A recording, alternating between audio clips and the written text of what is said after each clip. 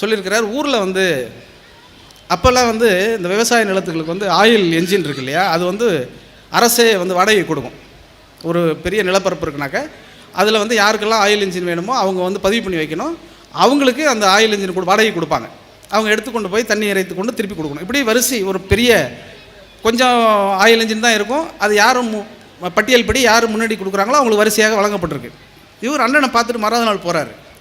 போய் அதேமாதிரி அவர் ஊரில் வந்து ஆயில் இன்ஜின் வேணும் அப்படின்னு சொல்கிறாரு. என்ன இருந்தாலும் முதல்வருடைய சகோதரர் இல்லையா லட்சுமண ரெட்டியார், அதனால் உடனே என்ன பண்ணுறாரு அந்த அதிகாரி, உடனே ஆயில் இன்ஜினை கொடுத்துட்றாரு. அவர் தண்ணியெல்லாம் இறச்சிடுறாரு.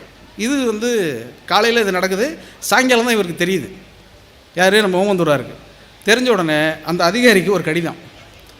அதிகாரி வந்து துஷ்பிரயோகம் பண்ணிட்டீங்க, ஏற்கனவே 500 பேர் காத்திருக்கும் பொழுது என்னுடைய தம்பி என்பதற்காக நீங்கள் வந்து ஆயில் இன்ஜினை கொடுத்தீங்கிறதுக்காக உங்கள் வேலை சஸ்பெண்ட் செய்யப்படுகிறதுன்னு ஒரு கடிதம். இப்போ வந்து அந்த அதிகாரிக்கு என்ன நிலைமை இருந்திருக்கும். அதுக்கப்புறம்